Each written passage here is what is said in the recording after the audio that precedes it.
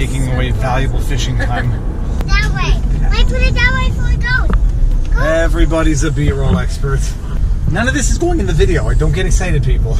You know why this is not going in the video? Because the first scene of this video is going to have to be me running out of the car, dumping 3 kids and 2 dogs with Marion, running to get the kayak, jumping in the kayak, talking about Conor McGregor, his recent arrest.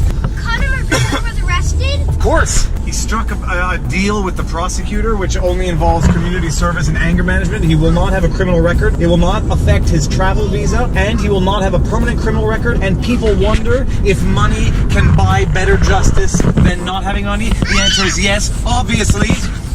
And that's not to say that celebrities should get punished harsher. It's that people should be entitled to quality defenses and not bad defenses. And that's the hook. No, we're past the hook now, I think. Look how beautiful this is. All right, taking the pants off. See you soon, I'll bring back dinner. There's an expression among lawyers that goes, a good lawyer knows the law, a great lawyer knows the judge. When people ask me if celebrities and rich people and people who can afford the fanciest lawyers actually get not better treatment but better results, I envy the naivety of the question. It's without judgment that I say this. I don't think celebrities should be treated worse. I think people without the means to get high-profile lawyers should be treated more fairly. Some of these high-profile lawyers, they're not just smart, intelligent, well-spoken, charismatic, convincing. They're well-connected. And there is something to be said about being respected in the community, knowing the right people, knowing the right strings to pull, knowing the right doors to knock on to get the results that you want for your client. Now, all that said, getting to Conor McGregor. I love Conor McGregor. I can't hide it. I love Conor McGregor. The fighters who I love in the UFC, GSP, Anderson Silva, Conor McGregor. John Jones has broken my heart one too many times. So, as you all know, it was a while back, Conor did some idiotic stunt, threw a dolly into the bus carrying Khabib and Chiesa and a bunch of other fighters. He threw the dolly and it shattered the glass, cut one of the fighters' eyes, and I think it was Chiesa. And criminal charges were pressed against McGregor, rightfully so. He struck a deal with the prosecutor, something along the lines of he does anger management, which I find very funny for a UFC fighter to be doing anger management. And community service, he will not have a criminal record, so it won't impact his travel visas, because if you have a criminal record, it makes it difficult to travel or get visas. A lot of people say that it's a preferential treatment that he got, that any other normal person would have gotten criminal record, maybe even jail time. There's probably some truth to that. Question then is not whether or not a regular person should get that treatment, but whether or not it's fair that they get treatment for that type of, for that type of an incident. It's a pretty stupid incident and it's a pretty stupid thing to have done. Is it as bad as other violent crimes that it would justify jail time for a non-celebrity? Unclear. Regardless, so he got off relatively easy with the criminal complaint, but he's getting sued civilly by Chiesa, who is suing McGregor for an undisclosed amount. Now, the interesting thing in this is for the non-lawyers, someone can be found innocent of a crime and still be sued civilly. The most famous example of that is O.J. Simpson. He was found not guilty of murder, but was found guilty civilly for having caused wrongful death. How does that happen? Criminal conviction is beyond a reasonable doubt. So the guilt of the accused has to be proven beyond a reasonable doubt in criminal law. It's a very high threshold. You have a reasonable doubt, you have to acquit. In civil law, it's balance of probabilities. Is it more likely than not that they caused the wrongful act? So looking at O.J. Simpson, it was decided that civilly, more likely than not, he murdered Nicole Brown. But criminally, his high-power dream team was able to raise a reasonable doubt.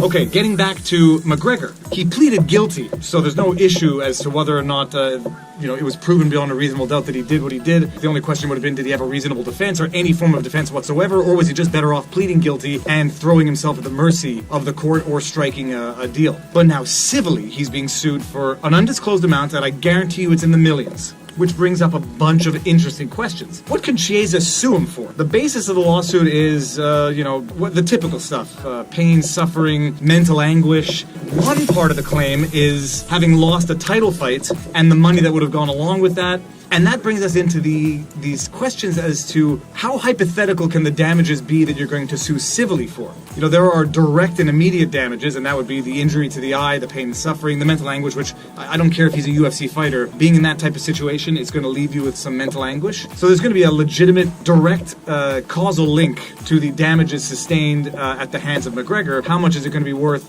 I'm predicting we're actually never going to see how much it's going to be worth, because this file is going to be settled and settled fast. But it gets to the question as to whether or not some of the damages are just far too indirect for Chiesa to claim. You know, a judge would say it's far too hypothetical for me to say that had you not been injured and unable to fight, you would have gotten a title fight with the $100,000 bonus or whatever it is that came along with it. In criminal law, some of the defenses are self-defense. Did McGregor throw the dolly through the window of the bus carrying these people out of self-defense? Only if the bus driver was trying to run him over.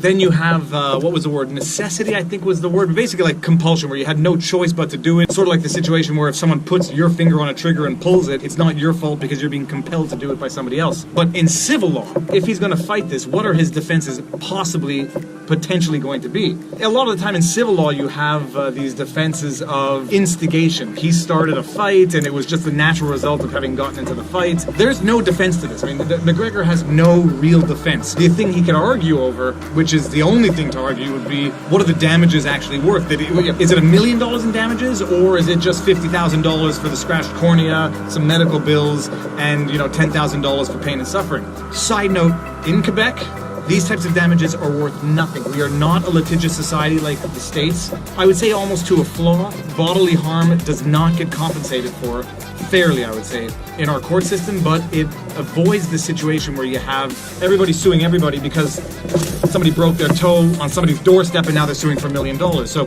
I'm predicting it's going to settle for $2.5 million.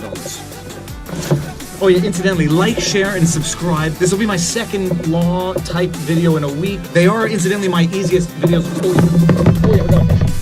They're my easiest videos. Oh no, it just jumped out and shook the hook. No, it's still on. No, it's off. They are my easiest videos to edit because it's Friday night and I haven't edited the video for tomorrow yet. But they're also among the most interesting, I find. Guys, tell me what you like in terms of videos. If you have any suggestions, let me know. But like, share, and subscribe so that we can build this channel into something great. Now, where was I? Yeah, I'd like to catch a fish before this video is over.